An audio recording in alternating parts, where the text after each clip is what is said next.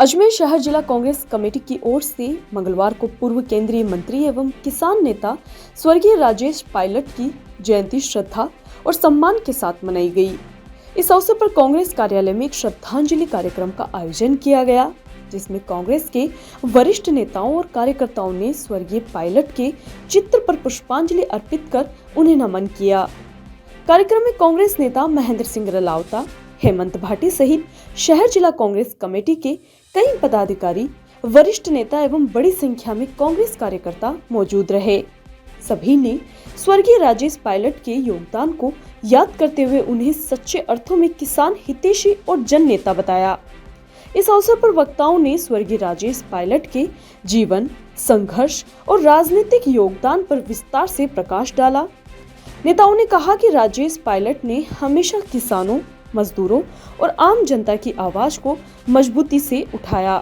वे सादगी, ईमानदारी और जन सेवा के प्रतीक थे।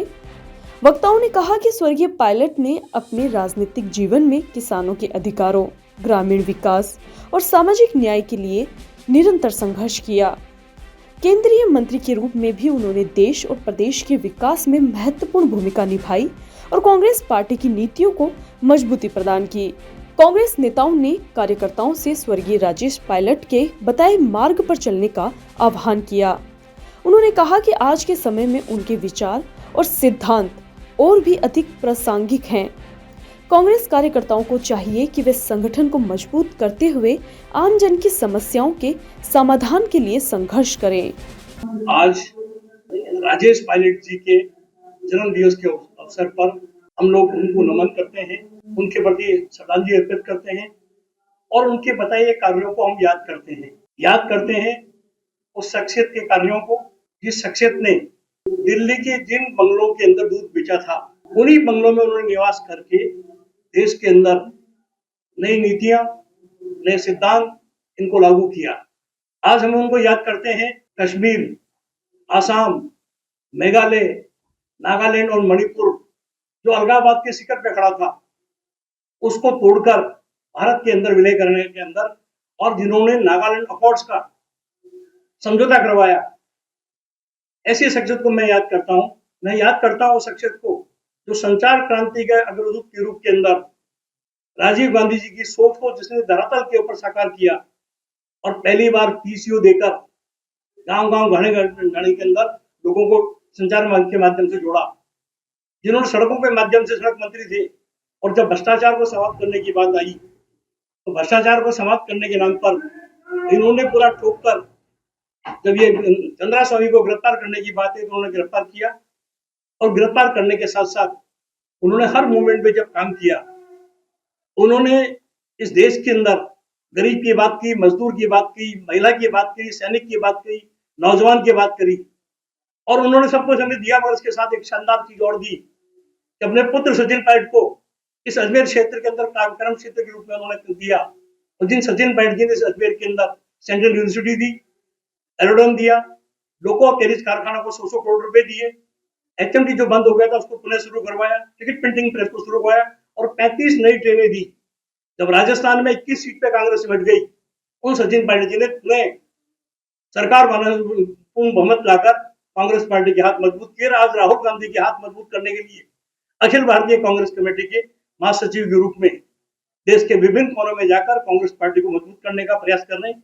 मैं ऐसे मौके के ऊपर उनके बताए तमाम कार्यों पर चलने की लोगों से अपील करता हूं, लोगों से मांग करता हूं कि उनके बताए मार्ग पर हम चलें और सचिन पायलट जी जिसने काम कर रहे हैं, ऐसे हम तमाम लोग उनके पुत्र, उनके सहयोगी बनकर अंतिम छोर में बैठे व्यक्ति को न्याय दिलाने का हम प्रयास करें। धन्यवाद। जय हिंद, जय भारत, राम राम साहब। हिंदुस्तान के किसानों के मसीहा, महबूब नेता आदरणीय स्वर्गीय राजेश पायलट साहब के जन्मदिन के उपलक्ष्य में अजमेर जिले के वरिष्ठ कांग्रेस जनों ने पूर्व अध्यक्ष विजय जैन साहब के यहाँ पे प्रोग्राम श्रद्धांजलि सभा रखी है। राजेश पायलट साहब वो नाम था और वैसा नेता कभी पैदा होता है। एक गरीब किसान, मजदूर, पशुपालक परिवार से पैदा होकर उन्होंने जो ऊंचाइयां हासिल की है, ये हर किसी के बस का रोक नहीं। राजेश पायलट साहब से मैं खुश नसीब हूँ। पायलट साहब का अजमेर से बहुत जुड़ाव था। अपने बाबा गोविंद सिंह जी गुजर का पहला टिकट नसीराबाद से 80 में पायलट साहब ने दिलाया था जब वो सांसद बन गए। और बाबा साहब के साथ पायलट साहब के पास जाने का बहुत मौका मिलता था। ऐसा नेता, उनके जयपुर के बंगले में आम गरीब आदमी से हाई फाई आदमी लाइन पे लगते थे, लेकिन गरीब आदमी को वहां चाय भी मिलती थी, खाना भी मिलता था, उसकी सुनाई भी होती थी। और सब बड़े बड़े लोगों से बात करके पायलट साहब जब वापस आके देखते थे कि उस गरीब का क्या हुआ, उन गरीबों को हालचाल पैसे वालों से, अमीरों से, उनसे ज्यादा वो पहुंचते थे। वो ही ताकत थी कि पायलट साहब केंद्र में मंत्री बने। पहला चुनाव उन्होंने भरतपुर से लड़ा। उनकी ललक थी कि इंदिरा जी ने कहा कि कहाँ उंगली रखनी है, कि राजस्थान का नक्शा रहा, पायलट साहब ने उंगली रखी भरतपुर। और पहला चुनाव पायलट साहब ने भरतपुर से लड़ा और भरतपुर के राज परिवार को हराया। फिर पायलट साहब की कर्मस्थली बनी दौसा, और पायलट साहब 6 बार सांसद रहे। और उन्होंने इतने लोगों को नौकरियां लगाई, क्योंकि वो गरीब परिवार से आए थे, तो उनको पता है कि गरीब आदमी को धंधा जरूरी है। आप देखेंगे पायलट साहब संचार मंत्री बन गए। मैंने भी 4 कनेक्शन उस समय, इसका फोन का कनेक्शन लेने में बहुत बड़ी दिक्कत आती थी। ब्लैक में मिलते थे 30-40 हजार में, बम्बई में तो टेलीफोन मिलते थे 1-1 लाख ब्लैक। लेकिन पायलट साहब ने कार्यकर्ताओं के माध्यम से जनता को बहुत लुटाया। ये वही पायलट साहब है, आप देखते होंगे।